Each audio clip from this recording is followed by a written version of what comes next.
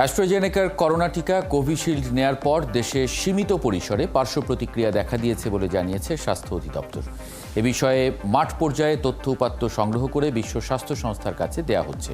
এই টিকার পার্শ্ব প্রতিক্রিয়ায় ভুক্তভোগীদের চিকিৎসায় স্বাস্থ্য বিভাগকে এগিয়ে আসার জোর দাবি জানান বিশেষজ্ঞরা। ডলার মেহেদির প্রতিবেদন। করোনা মহামারীতে অ্যাস্ট্রাজেনেকার কোভিশিল্ড টিকা নেয়ার পর থেকে নানা পার্শ্ব প্রতিক্রিয়ায় ভুগছেন বাগেরহাটের ৭১ টেলিভিশনের নিজস্ব প্রতিবেদক বিষ্ণু প্রসাদ চক্রবর্তী। জানান, ২০২১ সালের ৭ ফেব্রুয়ারিতে বাগেরহাটে টিকা গ্রহণের ১ ঘণ্টা পরেই শুরু হয় পার্শ্ব প্রতিক্রিয়া। প্রথমে পুরো শরীরে জ্বালা পোড়ার পাশাপাশি দেখা দেয় শ্বাসকষ্ট, কমে যায় হৃৎস্পন্দন, শরীরের নানান অংশে রক্ত জমাটও বেঁধে যায়। এরই মধ্যে একাধিকবার ভারতেও চিকিৎসা নিয়েছেন তিনি। বিশ্বব্যাপী অ্যাস্ট্রাজেনেকা টিকা প্রত্যাহারের ঘোষণা এলেও বিষ্ণুর বিষয়ে কি হবে তা জানা নেই। ডাক্তাররা আসলে অফিসিয়ালি কিছু বলতে চায় না। তারা টিকা নেওয়ার পর থেকেই কিন্তু এই ১ ঘন্টার ভেতরেই কিন্তু আমার অসুস্থতা বাড়তে থাকে, উপসর্গ বাড়তে থাকে। বাংলাদেশের মানুষকে ৫.৫ কোটির বেশি ডোজ অ্যাস্ট্রাজেনেকা টিকা দেওয়া হয়েছে। স্বাস্থ্য অধিদপ্তর বলছে, এই টিকা গ্রহণের পর পার্শ্ব প্রতিক্রিয়ার অভিযোগ অতি নগণ্য। তারপরেও টিকা গ্রহণকারীদের দেহে দীর্ঘমেয়াদী কোনো পার্শ্ব প্রতিক্রিয়া সৃষ্টি হয়েছে কিনা তা খতিয়ে দেখা হচ্ছে। ভ্যাকসিনেটেড অ্যাডভার্স ইফেক্টগুলো দেখা হচ্ছে DGD with the support from WHO। তো প্রত্যেকটা ডিভিশনে WHOর যারা থাকেন, অফিসার থাকেন, আমাদের সিভিল সার্জন থেকে শুরু করে ফিল্ড থেকে কোনো অ্যাডভার্স ইফেক্ট হলে সেটা রিপোর্ট করা হয়। তো সোফার আমি যতটুকু জানি খুব সিগনিফিকেন্ট কোনো অ্যাডভার্স ইফেক্ট অ্যাস্ট্রাজেনেকা থেকে বাংলাদেশে হয়নি। টিকা বিশেষজ্ঞরা বলছেন, অ্যাস্ট্রাজেনেকা টিকা গ্রহণের প্রতি ৫০,০০০-এ একজনের এমন উপসর্গ দেখা দিতে পারে, আর সেগুলো দেখা যাবে টিকা গ্রহণের ৬ সপ্তাহের মধ্যে। আমাদের স্বাস্থ্য ব্যবস্থাপনায় হেলথ সিস্টেমকে আমাদের আরও স্ট্রং করতে হবে, মডার্নাইজ করতে হবে, এবং সেই মডার্নাইজেশনের জায়গায় surveillance is number 1। Number 2, Covid থেকে আমাদের শিক্ষা যেটা আমরা পেয়েছি যে আমাদের গতানুগতিক স্বাস্থ্য ব্যবস্থা, হসপিটাল দিয়ে রোগী ম্যানেজ করব, সেখান থেকে বেরোতে হবে আমাদেরকে। জনস্বাস্থ্য যদি আমরা বিজ্ঞান নিয়ে জনস্বাস্থ্যের জায়গায় ফোকাস করি সারা দেশে। ডলার মেহেদি, ৭১, ঢাকা। করোনা মহামারী শুরুর পর প্রাণঘাতী ভাইরাস থেকে মুক্তি দিয়েছে কোভিড ভ্যাকসিন বা টিকা। এবার সেই টিকা নিয়ে শরীরে বিভিন্ন ধরনের পার্শ্ব প্রতিক্রিয়ার অভিযোগ উঠছে। পার্শ্ব প্রতিক্রিয়ার বিষয়টি জোরে সোরে সামনে আসায় উৎকণ্ঠায় আছেন এই টিকা গ্রহীতারাও। বাংলাদেশের মানুষকে ৫.৫ কোটিরও বেশি ডোজ অ্যাস্ট্রাজেনেকার টিকা দেওয়া হয়েছে। পার্শ্ব প্রতিক্রিয়ার সৃষ্টি হয়েছে কিনা তা খুঁজে দেখতে বুধবার স্বাস্থ্যমন্ত্রী স্বাস্থ্য অধিদপ্তরকে নির্দেশও দিয়েছেন। এসব নিয়ে আজকে কথা বলবো। আমাদের সঙ্গে আজকে আছেন সাবেক স্বাস্থ্য ও পরিবার কল্যাণমন্ত্রী ডাক্তার আফম রুহুল হক MP এবং বঙ্গবন্ধু শেখ মুজিব মেডিকেল বিশ্ববিদ্যালয়ের ফার্মাকোলজি বিভাগের চেয়ারপারসন অধ্যাপক ডাক্তার সাইদুর রহমান খসরু। আপনাদের স্বাগত জানাচ্ছি সংবাদ যুগে। অধ্যাপক সাইদুর রহমান খসরু, যে অভিযোগগুলো অ্যাস্ট্রাজেনেকার টিকা এমনকি অন্যান্য টিকার ক্ষেত্রেও আসছে সারা বিশ্বব্যাপী, মানে সেগুলোর ভিত্তিতে আসলে গবেষকরা কি বলছেন? গবেষণায় আসলে কি তথ্যগুলো উঠে আসছে এতদিন পরে? ধন্যবাদ আপনাকে। এরপর এই ব্যাপারটা আসলে আমরা প্রথমেই কোভিড টিকা আবিষ্কারের ক্ষেত্রে আমরা খেয়াল করেছিলাম যে টিকা আবিষ্কারের দ্রুত গতির কারণে গবেষণার স্বীকৃত বেশ কিছু নিয়ম থেকে বিচ্যুতি ঘটেছিল। সেটা মহামারী একটা যুদ্ধাবস্থা ছিল, সেই কারণে সেই বিচ্যুতিগুলো গবেষকরা বা বিজ্ঞানীরা মেনেই পৃথিবীর মানুষকে দিয়েছেন। এমনকি ২-১টি ভ্যাকসিন কোম্পানি সেই সময় এক ধরনের ইন্ডেমনিটিও নিয়েছেন। ওনারা বলেছেন যে ওনাদের বিরুদ্ধে মামলা করা যাবে না, সেই শর্তে ওনারা টিকা আবিষ্কার করবেন। তো সেই ক্ষেত্রে আসলে এখনো সেই সময় থেকে আপনারা যে আজকে যে অ্যাস্ট্রাজেনেকার কথা বলা হচ্ছে, প্রায় ২ বছর আগেই অ্যাস্ট্রাজেনেকার যে এই ঘটনাটির কারণে ইউরোপের বেশ কিছু দেশে আসলে এই টিকাটি তারা অসম্মত হয়েছিল দিতে, বন্ধ করে দিয়েছিল এক সময়। তো এই যে কোনো জিনিসের একটা ঝুঁকি বনাম উপকার, যেটা এই টিকার ক্ষেত্রে বলা হচ্ছে যে ৩০০ কোটি ডোজের মাধ্যমে প্রায় ৬.৫ লক্ষ মানুষের প্রাণ রক্ষা করেছে, মানে একটা এস্টিমেশন আছে এরকম। এখন প্রশ্ন হচ্ছে যে আসলে এই টিকা গবেষণার ক্ষেত্রে স্বীকৃত নিয়ম থেকে এই ধরনের বিচ্যুতি কি বারে বারে ঘটতে দেওয়া যাবে? দ্বিতীয় প্রশ্ন, টিকার জন্য যে ঝুঁকিগুলো ঘটবে, এই ঝুঁকি কোভিড মহামারীর ঝুঁকির কারণে আমাদের যে অন্যান্য টিকা সেগুলোকে আস্থার সংকটে পড়বে। অতএব এই বিষয়ের দৃষ্টিভঙ্গি থেকে আমাদের দেখা দরকার যে টিকা গবেষণায় স্বীকৃত পথ থেকে বিচ্যুতির ঘটনাটি যেন আগামীতে না ঘটে। টিকার পার্শ্ব প্রতিক্রিয়া চিহ্নিতকরণের জন্য যেমন আমরা বলি অগ্নি নির্বাপনের যেরকম সিস্টেম তৈরি করা আছে, অর্থাৎ টিকা গ্রহণের সঙ্গে সঙ্গে সিগন্যাল যে সিস্টেম জেনারেট করা, যেমন বাংলাদেশে বলা হচ্ছে 5 কোটি। আমরা যতটুকু জানি আর কি, পৃথিবীর অন্যান্য অংশে অ্যাস্ট্রাজেনেকা টিকার গ্রহীতাদের মধ্যে অন্যান্য পার্শ্ব প্রতিক্রিয়া যেই হারে রিপোর্টেড হয়েছে বাংলাদেশে হয়নি। পৃথিবীতে বলা হয়েছে, বিশেষ করে পশ্চিমে যত টোটাল সংখ্যার পার্শ্ব প্রতিক্রিয়া হয়েছে তার শতকরা 10% রিপোর্টেড হয়েছে। আমরা বাংলাদেশের যে সংস্কৃতি, আমাদের দেশের স্বাস্থ্য এবং চিকিৎসা ব্যবস্থার ক্ষেত্রে আমাদের যে সংস্কৃতি, আমরা মনে করি যে এটা আসলে অল্প অংশই রিপোর্টেড হয়েছে। অতএব আমাদের এই সিস্টেমটাকে রেসপন্সিভ করতে হবে যেন পার্শ্ব প্রতিক্রিয়াগুলো রিপোর্টেড হয় এবং আমাদের হেলথ সিস্টেম যেন ওই আক্রান্ত ব্যক্তিটিকে সর্বোত্তম চিকিৎসা দিতে পারে। এটা হচ্ছে আমাদের প্রধান জিনিস। আর বিশ্বব্যাপী এই কর্পোরেশনগুলোর মাধ্যমে গবেষণা, এটা সবসময় প্রফিট ড্রিভেন হবে এবং সেখানে অবশ্যই মানুষের প্রাণের ঝুঁকির ক্ষেত্রে একটু উদাসীনতা সবসময় থাকবে। অতএব বিশ্বের সকল রাষ্ট্রীয় সংস্থাগুলো এবং সাধারণ গ্লোবাল যে রিসার্চার কমিউনিটি, তাদের আসলে এই প্রশ্নটাকে সামনে আনা দরকার যে আসলে কি পৃথিবীর মানুষের প্রাণের দায়িত্ব কর্পোরেশনের হাতেই থাকবে, নাকি রাষ্ট্রগুলো এর দায়িত্ব নিবে এবং সেই ক্ষেত্রে নিরাপদ ভ্যাকসিন উদ্ভাবনের দায়িত্বটা নিবেন। জি, অধ্যাপক আফম রুহুল হক, মানে যে পরিস্থিতি তাতে এখন বাংলাদেশের মানুষের আসলে আমরা তো জানিই না যে আমি কোন বিষয়গুলো নিয়ে আসলে রিপোর্ট করব, বা আমার ফিজিশিয়ান যেমন যদি কারোর রক্ত জমাট বেঁধে থাকে, তিনি যদি হার্ট অ্যাটাকে আক্রান্ত হন বা তিনি যদি তার অন্য কোনো উপসর্গ থাকে, আসলে তো তিনি হার্টের বিষয়টা কেন এত অল্প বয়সে কেন হার্ট অ্যাটাক হচ্ছে সে প্রশ্নও আমরা কিন্তু করছি না, বা স্ট্রোকের ঘটনা ঘটছে সেটা করছি না। মানে আমি যদিও ফিজিশিয়ান না, মানে আমি ধারণা করে বলছি আর কি, সেই জিনিসগুলো আসলে রিপোর্টটা কারা করবেন বা কিভাবে সামনে আনবেন? নিশ্চয়ই ফিজিশিয়ানরা, কার কাছে আনবেন সেরকম দরজা কি আমরা খুলেছি? ধন্যবাদ আমাকে যোগ করার জন্য। আমার মনে হয় যে কথা বললেন তো মনে রাখতে হবে যে যখন কোভিড এসেছিল এবং কোভিডের পরিপ্রেক্ষিতে টিকা আবিষ্কার হয়ে টিকা দেওয়া হয়েছিল, তখন প্রথমে কিন্তু আমরাও জানতাম না, মানে সারা দুনিয়াব্যাপী মানুষই জানতাম না যে আসলে কি ঘটনা ঘটছে।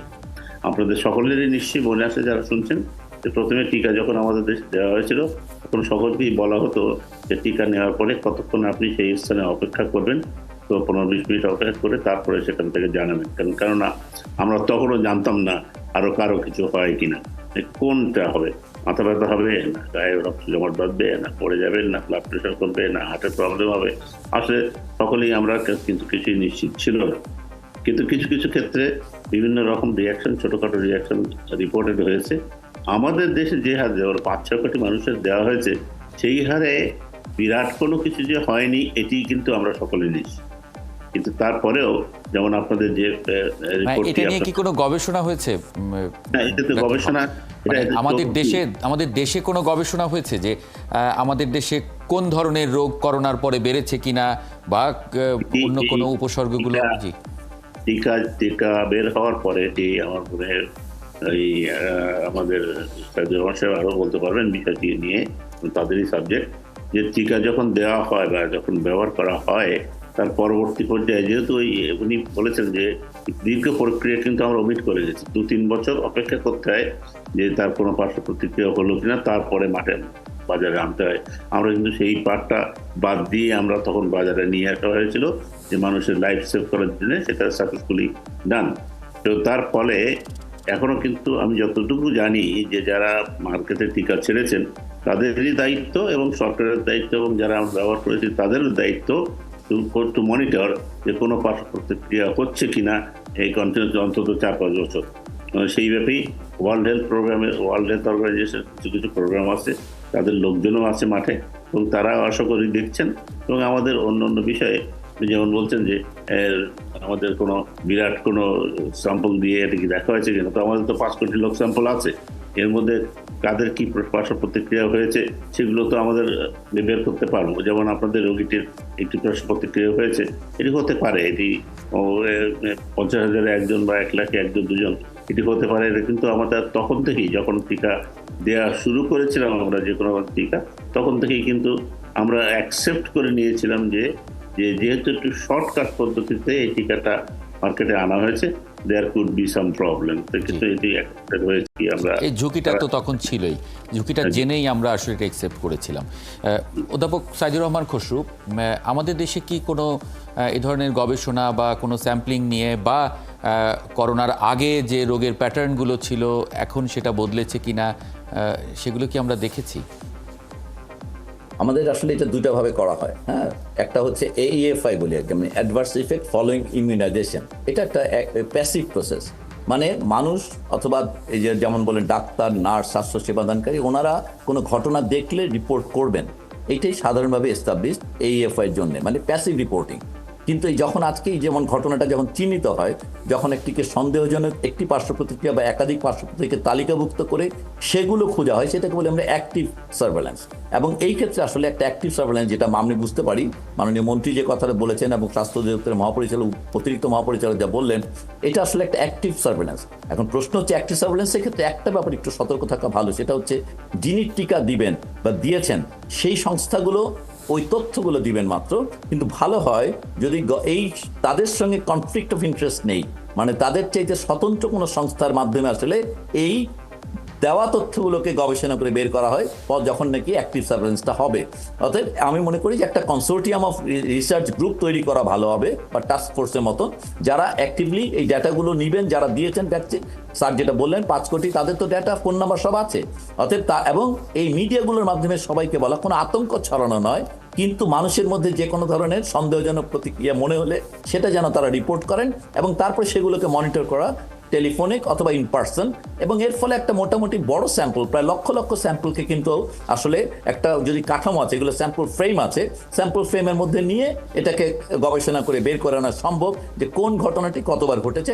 এই পর্যন্ত পৃথিবীতে 13 ধরনের পার্শ্ব প্রতিক্রিয়া মোটা দাগে বিজ্ঞানীরা চিহ্নিত করেছেন, যেগুলোকে সম্পর্কযুক্ত করা যায়। আমি এটা একটু জানতে চাইছিলাম। জি, এই 13টাকে আসলে অ্যাক্টিভ সার্ভেলেন্সে আনা দরকার। 13টার মধ্যে যেহেতু অ্যাস্ট্রাজেনেকা এখন সামনে আলোচনায় আসছে, সেটা কিন্তু মানুষকে বলা ভালো যে এই 13টি যে কোনোটি হলে আপনারা আসলে রিপোর্ট করেন, এবং তারপর এটাকে অ্যাক্টিভলি, এটাকে আমরা বলি কজালিটি অ্যাসোসিয়েশন, যে এটার সঙ্গে ভ্যাকসিনের সম্পর্কটা কতটুকু, এটার সঙ্গে কোভিড রোগের সম্পর্ক কতটুকু। এখানে একটা ব্যাপার খেয়াল রাখতে হবে যে একাধিক ভ্যাকসিনের পার্শ্ব প্রতিক্রিয়া আসলে কোভিডের কনসিকুয়েন্সও বটে।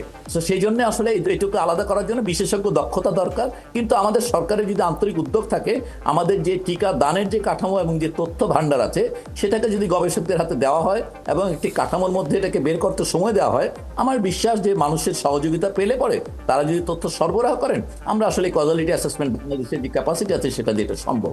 অর্থাৎ সেই ক্ষেত্রে আমরা মোটামুটি একটা ধারণা দিতে পারবো যে বাংলাদেশে যে 4 রকম ভ্যাকসিন দেওয়া হলো, প্রধানত যে 4টি ভ্যাকসিন দেওয়া হয়েছে, এই সবগুলোর কোনটির ক্ষেত্রে কোন পার্শ্ব প্রতিক্রিয়াগুলো বেশি ঘটেছে বা ঘটছে, এবং সেগুলোর জন্য চিকিৎসার কি ব্যবস্থা, আগাম সতর্কতা কি নিতে হবে। জি, অধ্যাপক আফম রুহুল হক, মানে সরকার তাহলে এক্ষেত্রে কি ধরনের ব্যবস্থাপনা করতে পারে?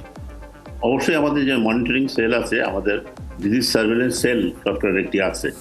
শুধু কোভিডের জন্য না, যে কোনো রকম অসুখ বিসুখ কোনো জায়গায় দেখা দিলে বা ছড়িয়ে পড়লে হঠাৎ করে সেগুলো সবসময় রিপোর্ট করতে হয়। There is a process. এটা কিন্তু কন্টিনিউয়াস প্রসেস, সবসময় আছে আমাদের, এটা চলতেই থাকে। সেটার মাধ্যমে এটি আমরা করতে পারি। এবং যে অ্যাক্টিভ প্রসেস যেটি বলেছেন সাহেব, সেটিও আমাদের মনে রাখতে হবে।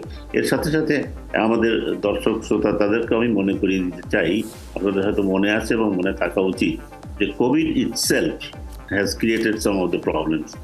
ওই যেমন অধ্যাপক সাহেব বলছিলেন যে কোনটি কোভিডের জন্যে আর কোনটি টিকার জন্য, এটি মেজার করার জন্য সায়েন্টিফিক প্রসেস, ডাটা অ্যানালিসিসের টেকনিক্যাল অ্যানালিসিস তারা বের করতে পারেন। কারণ কোভিড ইটসেলফ হার্ট অ্যাটাক করে, ডায়রিয়া করে, মাথা ব্যথা করে, নিউরোলজিক্যাল প্রবলেম করে, অন্য থ্রম্বোসিস করে, এবং সেটি কি কোভিডের জন্য হলো নাকি আমার ভ্যাকসিনের জন্য হলো। এখন একই রকম অসুখ দুজনের জন্য হতে পারে, সেগুলোও আমাদের বের করতে হবে। সুতরাং এই প্রসেসটা আমাদের কন্টিনিউয়াস মনিটরিং, এটা আলোচনায় আসা উচিত, এবং আলোচনায় আপনারা নিয়ে এসেছেন, সেটা ধন্যবাদ। আপনাদের যে অসুস্থ রোগী আছেন, আমি তার জন্য সমবেদনা ফিল করি। তিনি one of the rare persons, যদি হয়ে থাকে তাহলে সেটি অবশ্যই তাকে চিকিৎসার মাধ্যমে সুস্থ করে তোলা সম্ভব। সুতরাং আমার মনে হয় তিনি হয়তো ভালো চিকিৎসা পাচ্ছেন এবং সুস্থ হয়ে উঠবে। তো আমাদের যে জিনিসটি মনে রাখতে হবে, যে আপনাদের সকলেরই মনে আছে নিশ্চয়ই, যে কোভিড বাংলাদেশে আমরা সাকসেসফুলি হ্যান্ডেল করেছি ডিউ টু ভ্যাকসিন। এই ভ্যাকসিনের জন্য কিন্তু আমরা আর্লি ইমপ্লিমেন্টেশন দেওয়াতে আমরা কিন্তু অন্য দেশে যত মৃত্যু হার হয়েছে, আমাদের দেশে তত মৃত্যু হয়নি। এবং আমাদের যে ডাক্তার সাহেব বলছিলেন যে সব রোগ সবাইকে আমরা হাসপাতালে চিকিৎসা করবার মতো ব্যবস্থাপনা তখন ছিল না, অক্সিজেন ছিল না, বেড ছিল না, জিনিসপত্র ছিল না, আপনার মনে আছে নিশ্চয়ই। এই অবস্থা থেকে কিন্তু আমরা বেরিয়ে আসতে পেরেছি only because of the vaccination process, এবং 4-5টা ভ্যাকসিন আমরা ব্যবহার করেছি। তাতে করে 5 কোটি মানুষকে আমরা একদিনে 1 কোটির বেশি মানুষকে ভ্যাকসিন দিয়েছি। কিন্তু তখনও কিন্তু আমরা তখন খুব সিরিয়াসলি মনিটরিং করা হচ্ছিল যে কেউ কোনো সিরিয়াসলি কোনো সাইড এফেক্ট হচ্ছে না, নিশ্চয়ই নিশ্চয়ই তখন তো আসলে একটা যুদ্ধ পরিস্থিতির মধ্যেই আমরা ছিলাম। অধ্যাপক সাইদুর রহমান যেমন বলছিলেন যে সেই সময় অনেক কিছুই আসলে আমাদের মাথায় ছিল না, আমাদের মানুষকে বাঁচানোটাই ছিল আসলে মেইন আমাদের, যে কারণে আমরা যে কোনো ধরনের রিস্ক আমরা নিয়েছি, কিন্তু আমরা বাঁচিয়েছিও, এটাও সত্য। অধ্যাপক সাইদুর রহমান খসরু, সেক্ষেত্রে আমরা তো আসলে বাচ্চাদেরও টিকা দিয়েছি, কি ধরনের আসলে বিশ্বে অন্যান্য দেশেও কি ধরনের বিষয়গুলো সামনে আসছে? কারণ অনেকে অভিযোগ করেন যে তিনি ভুলে যাচ্ছেন, বা তিনি ধারণা করেন যে তার আসলে এই বয়সে হার্ট অ্যাটাক করার কথা ছিল না, কিন্তু হয়তো করেছেন, বা ইত্যাদি অনেক ধরনের উপসর্গের কথা বলেন। অধ্যাপক সাইদুর রহমান খসরু, যেগুলো আপনি বললেন, উল্লেখ করলেন, তার মধ্যে ভুলে যাওয়াটার সঙ্গে এখন পর্যন্ত ঠিক আসলে ভ্যাকসিনের সম্পর্কের চাইতে কোভিডের সম্পর্কটা বেশি শক্তিশালী আর কি, মানে এটার সঙ্গে। কিন্তু হার্ট অ্যাটাকের ক্ষেত্রে দুটোই আছে, হার্ট অ্যাটাক কোভিডও করেছে, আবার হার্ট অ্যাটাক আমাদের ভ্যাকসিনের মাধ্যমে হয়েছে। সো এই ব্যাপারটা আমরা বলবো যে এটা আসলে মানুষের সাধারণ আলোচনার জন্য না দিয়ে, মানুষকে আতঙ্কিত না করে মানুষকে বলা ভালো যে আপনি যে কোনো এই কোভিডের পরে আপনার যে নতুন লক্ষণটি আপনার দেখতে পাচ্ছেন সেটি রিপোর্ট করেন, একটি বড় ডেটাবেস তৈরি হোক, সেটাকে আস্তে আস্তে আমরা এক্সপ্লোর করতে থাকি যে এগুলোর মধ্যে কোনটা আসলে, মানে এটা একটা মেথোডোলজি আছে, সেই মেথড মেনে করা ভালো হবে। মানুষকে বলা দরকার এই মুহূর্তে আসলে সব মিডিয়ার মাধ্যমে যে আপনাদের কোভিডের পর যেই সকল জিনিসকে নতুন মনে হয় সেই জিনিসগুলো একটা সেন্ট্রাল ডাটাবেজে রিপোর্ট করেন। এরপর একটা টাস্ক ফোর্স বা টিম তৈরি করা, যারা ওখান থেকে কজালিটি তৈরি করে আমাদের মানুষকে আসলে একটা বিজ্ঞানসম্মত তথ্য দিতে পারবে, তাতে মানুষের মধ্যে আতঙ্ক ছড়াবে না। আরেকটা ব্যাপার আমি বারবার বলতে চাই যে পৃথিবীতে আসলে আগামীতে রোগ থামানোর জন্য, আগামীতে মহামারী থামানোর জন্য আমাদেরকে আবারও টিকা ব্যবহার করতে হতে পারে, এবং বহু রোগকে আসলে টিকা দিয়ে প্রতিরোধযোগ্য করেই আমরা স্বাস্থ্য ব্যবস্থা রিমার্কেবল উন্নতি করেছি এবং আগামীতেও করব। অতএব এই টিকা ব্যবস্থাপনার ক্ষেত্রে, নতুন টিকা আসার ক্ষেত্রে সতর্কতার ব্যাপারটা একটু সামনে আনা দরকার, এবং মনিটরিং বন্দোবস্তটা আরও বেশি শক্তিশালী করা দরকার। এবং এই অ্যাস্ট্রাজেনেকা আমাদের জন্য একটা আই ওপেনারের মতন। আমরা প্রথমেই খেয়াল রাখা দরকার, এখানে আমি একটু অন্য ভাষায় বলবো যে এটা একটা অক্সফোর্ডের আবিষ্কার। খেয়াল করবেন, কোম্পানির আবিষ্কারগুলো কিন্তু এখন পর্যন্ত একটিও বাজার থেকে ফেরত যায়নি। আমি শুধু আপনাদের নজর দিতে বলবো যে অবশ্যই কোম্পানি যে কর্পোরেশনের আবিষ্কার করা ভ্যাকসিনগুলোরও কিন্তু ঝুঁকি আছে, কিন্তু খেয়াল করেন অক্সফোর্ড যে উদারতাটা দেখিয়েছিল প্রথমেই ভ্যাকসিন আবিষ্কারের পর তার প্যাটেন্ট উইথড্র করে নিয়েছিল, এই উদারতা আর কোনো কোম্পানি দেখায়নি, মডার্না পরে দেখিয়েছে। দ্বিতীয়ত উইথড্রলের ক্ষেত্রে খেয়াল করেন, প্রথম অক্সফোর্ডের আবিষ্কার করা ভ্যাকসিন তার যে ম্যানুফ্যাকচারিং পার্টনার তারাই প্রথম উইথড্র করলো। অতএব আসলে একাডেমিশিয়ান, মানে যারা নির্লোভভাবে গবেষণা করে, যারা রাষ্ট্রীয় বিনিয়োগের মাধ্যমে গবেষণা করেছে, যাদের মানুষের জন্য ভালোবাসা বেশি আছে, তাদের হাতে গবেষণা নিরাপদ, যারা মুনাফার জন্য করে তাদের চাইতে। এটা কিন্তু একটা স্পষ্ট উদাহরণ। তো আমরা মনে করি যে এই ব্যাপারগুলোকে থেকে আমাদের শিক্ষা নিয়ে আগামী মহামারী মোকাবেলা এবং আগামীতে নতুন টিকা উদ্ভাবনের ক্ষেত্রে রাষ্ট্রীয় বিনিয়োগ এবং বিশ্ব বিনিয়োগ, মানে একটা ক্লাউড ফান্ডিং এর মতন ফান্ডিং হওয়া দরকার, যেন এটা মুনাফা থেকে সেপারেটেড হয়। জি, অধ্যাপক আফম রুহুল হক, মানে করোনার এই টিকা সংক্রান্ত যখন নানান ধরনের আমাদের প্রাপ্যতা নিয়ে এক ধরনের জটিলতা তৈরি হয়েছিল মাঝে, সেই সময় কিন্তু আমরা রাষ্ট্রীয়ভাবে এই টিকা আবিষ্কার, টিকা মানে তৈরি করার এক ধরনের মেকানিজম, অন্যের উপর নির্ভর না করা ইত্যাদি বিষয়ে আমরা খুব বলেছিলাম। এমনকি আমাদের প্রধানমন্ত্রীও এটি বলেছিলেন যে বিষয়ে নজর দিতে হবে বা আমরা এখানে বিনিয়োগ করব প্রয়োজনে। সেটা আসলে কত দূর? এটা অনেক দূর এগুচ্ছে, এবং বাংলাদেশে টিকা আমাদের ভ্যাকসিন বানানোর জন্য একটা বড় প্ল্যান তৈরি হচ্ছে গোপালগঞ্জে। রাইট অ্যাট দিস মোমেন্ট আমাদের স্বাস্থ্যমন্ত্রী মহোদয় অক্সফোর্ডে আছেন, যে অ্যাস্ট্রাজেনেকার আবিষ্কার যেখানে হয়েছিল সেই ল্যাবরেটরিতে আমি 20 দিন আগে গিয়েছিলাম, সেখানে দেখার সুযোগ হয়েছে এবং তাদের সাথে কথা বলার সুযোগ হয়েছে, এবং তাদের সাথে অ্যাপয়েন্টমেন্ট আমি স্বাস্থ্যমন্ত্রী করিয়ে দিয়ে এসেছিলাম, এবং তিনি সেখানে গেছেন। বাংলাদেশে এই ভ্যাকসিন সম্পর্কে তারা কীভাবে আমাদের সহযোগিতা করতে পারেন, আমাদের ভ্যাকসিন প্ল্যান এবং ভ্যাকসিন তৈরি করার ব্যাপারে আমার সেখানে দীর্ঘ আলোচনা করার সুযোগ হয়েছিল, এবং মাননীয় মন্ত্রী মহোদয় সেখানে গেছেন। আমাদের 2-1 দিনের মধ্যে ঠিক এক্স্যাক্টলি কবে জানি না, আর there is an appointment fix করা হয়েছে, তিনি সেখানে কথা বলবেন। এবং বাংলাদেশে আমাদের যে নতুন ভ্যাকসিন প্ল্যানটা তৈরি হচ্ছে EDCL এর মাধ্যমে আমাদের গোপালগঞ্জে, সেখানে আমরা সুন্দরভাবে একটা ভ্যাকসিন প্ল্যান তৈরি করছি, আমরা এগিয়ে যাচ্ছি। সুতরাং আমরা যথেষ্ট মাননীয় প্রধানমন্ত্রীর সহযোগিতা এবং তার উদ্যোগে আমরা এটিকে অত্যন্ত সুন্দরভাবে এগিয়ে যাচ্ছে বলে আমি মনে করি। জি, অধ্যাপক সাইদুর রহমান খসরু, এই প্রসঙ্গে ভ্যাকসিন তৈরির প্ল্যানটা আমরা করছি, কিন্তু ভ্যাকসিন গবেষণা বা আমরা তো আসলে ভ্যাকসিন চ্যাম্পিয়ন দেশ, আমরা অন্যান্য অনেক রোগের ক্ষেত্রে আমরা এটি করি এবং আপনি উল্লেখ করছিলেন যে এই ভ্যাকসিনের উপরে মানুষের যাতে আস্থা নষ্ট না হয় সেই জন্য একটু জিজ্ঞেস করি যে এই যে টিকাগুলো আমরা করোনা টিকাগুলো নিয়েছিলাম তার কতদিন পরে আসলে এই ধরনের উপসর্গগুলো কতদিন পর্যন্ত মানে কি বলবো মানে কতদিন পর্যন্ত আমরা আসলে ভাববো? এটা মানে এখন পর্যন্ত কোনো স্পষ্ট উত্তর বিজ্ঞানীদের মহলে জানা নেই। আমরা যতদূর বুঝতে পারছি যে এটা এখন পর্যন্ত যে 2 বছর হয়েছে, মোটামুটিভাবে 2 বছরের বেশি পার হয়েছে ভ্যাকসিন নেওয়ার পরবর্তী সময়কাল, এখানে দীর্ঘমেয়াদী প্রভাবের সম্ভাবনা উড়িয়ে দেওয়া যায় না। অতএব আমাদের সাধারণভাবে কোভিডের বেলায় এবং ভ্যাকসিনের বেলায়, দুটোর বেলায় আমাদের যেটুকু সাধারণভাবে বিজ্ঞানীরা মনে করছেন যেটা আসলে আগামী পুরো জীবন জুড়েই আসলে পর্যবেক্ষণে রাখতে পারলেই ভালো। মানে এইভাবে লং কোভিড বলা হচ্ছে, কোভিডের ক্ষেত্রে বলা হচ্ছে, ভ্যাকসিনের ক্ষেত্রে বলা হচ্ছে। এটা অতএব আমাদের আসলে পর্যবেক্ষণের দক্ষতা বাড়াতে হবে এবং এটাকে আধুনিক করতে হবে। তা না হলে আসলে ভ্যাকসিন, আরেকটা হচ্ছে যে ভ্যাকসিন স্যার যেটা বলছিলেন উদ্ভাবনের দিকে মনোযোগী হতে হবে। আসলে সবসময় আমরা ভাববো যে পশ্চিমারা উদ্ভাবন করে দিবে আর আমরা শুধুমাত্র সেটাকে বোতলজাত করে বিক্রি করব বা আমরা দেশের মানুষকে দিব, এই জায়গা থেকে আমাদের আসলে উত্তরণ হতে হবে মানসিকভাবে, মনোজাগতিকভাবে, এবং আমাদের গবেষকদেরকে আসলে এই উল্লম্ফনের জন্য প্রস্তুত হতে হবে। কারণ আজ থেকে 60 বছর আগে স্মল পক্স ইরাডিকেশনের ভ্যাকসিন এই দেশে তৈরি হয়েছে, এই দেশে টিটেনাসের ভ্যাকসিন তৈরি হয়েছে। যেই দেশ 60 বছর 50 বছর আগে ভ্যাকসিন তৈরি করে সে রোগ নির্মূল করেছে, সেই দেশ এখন শুধুমাত্র উৎপাদন করার সামর্থ্যে সন্তুষ্ট হওয়া উচিত হবে না। অতএব গবেষকদেরকে উৎসাহিত করতে হবে, রাষ্ট্রীয় পুঁজি বিনিয়োগ করতে হবে এবং তার মাধ্যমে আসলে ভ্যাকসিন উদ্ভাবনে মনোযোগী হতে হবে। জি, অধ্যাপক সাইদুর রহমান খসরু এবং অধ্যাপক ডাক্তার আফম রুহুল হক, আপনাদের দুজনকে অনেক ধন্যবাদ যুক্ত হবার জন্য আজ সংবাদযোগে।